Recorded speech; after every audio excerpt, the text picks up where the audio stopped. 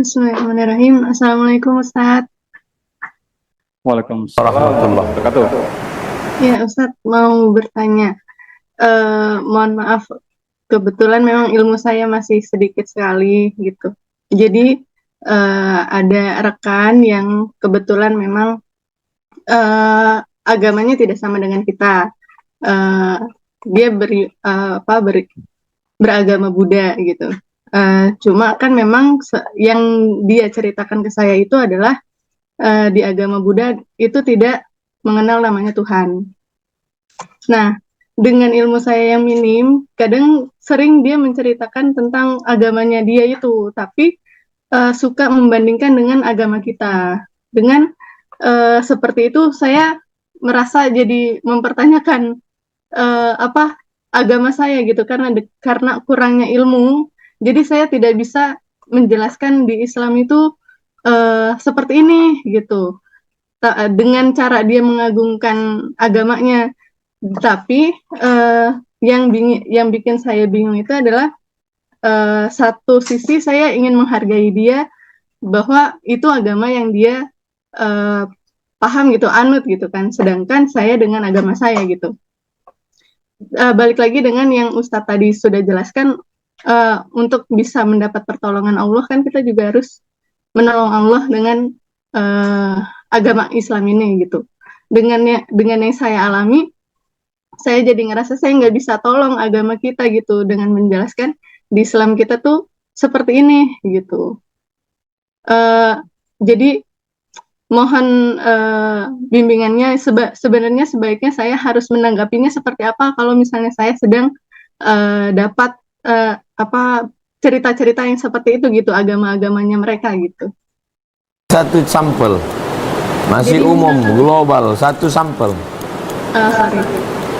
Seperti misal di agama kita tuh di agamanya mereka itu nggak ada namanya Tuhan gitu. Mereka adanya tuh level-level seperti cahaya, alam alam dewa. Nah, di apa namanya, disandingkan dengan kita, kalau di kita kan adanya Tuhan, sedangkan adanya Allah. Nah, di mereka itu nggak ada Allah, di sana adanya adalah cahaya. Terus udah gitu, kalau di mereka itu yang penting berkelakuan baik gitu, agamanya baik, perbuatannya baik. Nah, sedangkan di kita itu ada dosa yang ada juga pahala gitu. Nah, eh, suka dibandingkan misalnya kayak yang sholat aja tuh bisa korupsi gitu.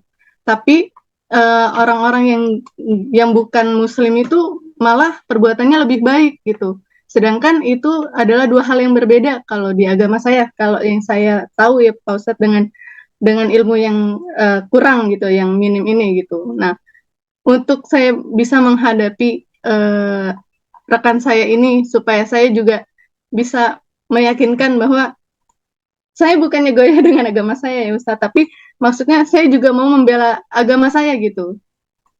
Tapi bagaimana saya harus meresponnya gitu, karena yang biasa saya respon tuh saya hanya dengan pemahaman dia bahwa manusia itu harus baik. Ya memang benar, memang harus baik. Di agama kita pun diajarkannya untuk baik. Jangan mau dimasukkan ke dalam karung. Ini ada karung. Karungnya dua. Ini satu karung, ini satu karung lagi. Karung yang pertama enggak bertuhan tapi jujur, baik. Yang ini sholat tapi korupsi. Terus kok mau masuk ke dalam dua karung ini? Berarti kita sudah tergiring ikut karung. Ya jangan mau masuk sini, jangan mau masuk sini. Karung ini salah, karung ini juga salah. Yang enggak bertuhan ini salah. Yang ngaku bertuhan, sholat tapi korupsi juga salah. Kita mesti kasih tahu ada karung yang ketiga. Ada karung yang ketiga. Karung ini salah karena dia nggak bertuhan. Karung ini juga salah karena dia membohongi Tuhan. Yang benar itu karung yang ketiga. Bertuhan, Tuhannya Allah, dan dia ikut perintah Allah, tidak korupsi, tidak makan haram, dia menyembah Allah, solatnya benar. Kalau solatnya benar, tanha anil fahsya wal munkar. Jangan mau ikut gendang orang. Dia gendang jaipong, kita ikut. Dia gendang, ngapain ikut?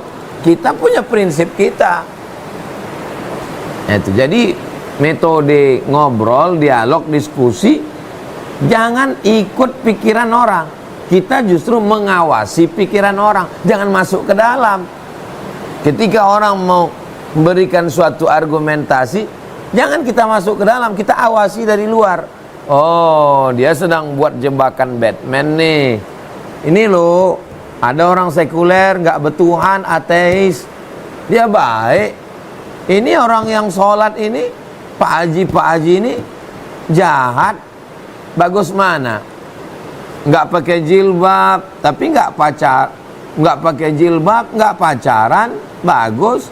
Ini pakai jilbab, bajunya sempit, pacaran, bohongi orang tua, bagus mana? Ngapain ikut ini? Keluar dari dua kotak ini. Yang nggak pakai jilbab, dia tidak baik menurut syariat Islam karena memperlihatkan auratnya.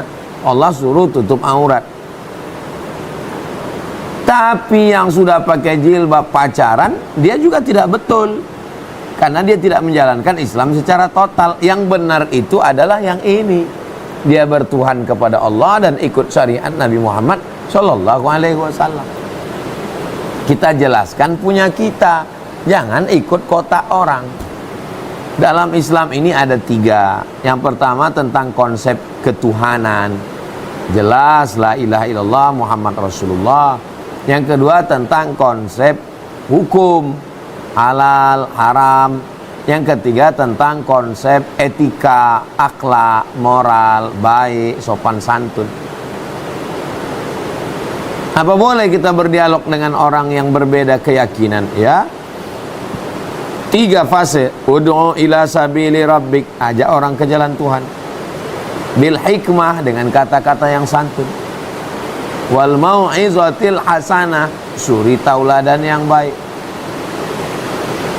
Tapi kalau diajak debat, wajadilhum billati hiya ahsan. Kalau dia debat, ya debat dengan cara yang baik, dengan cara yang santun. Kalau kita nggak hafal ayat, nggak hafal hadis, ya pakai logika berpikir kita. Nggak tahu, pending dulu, catat. Nanti ku tanyakan guruku. Nanti ku WA dulu Bang Alvin Firdaus, biar ditanyakannya ke Ustadz Somad. Ntar ya, pending dulu ya. Nanti ku jawab WA-nya sore ya. Disyukur-syukur bisa dapat hidayah, alhamdulillah. Kalau enggak pun paling enggak orang udah tahu tentang agama. Oh, ternyata agama Islam itu enggak membenarkan orang yang korupsi. Paling tidak memperbaiki Islam di matanya. Demikian, wallahu a'lam bishawab.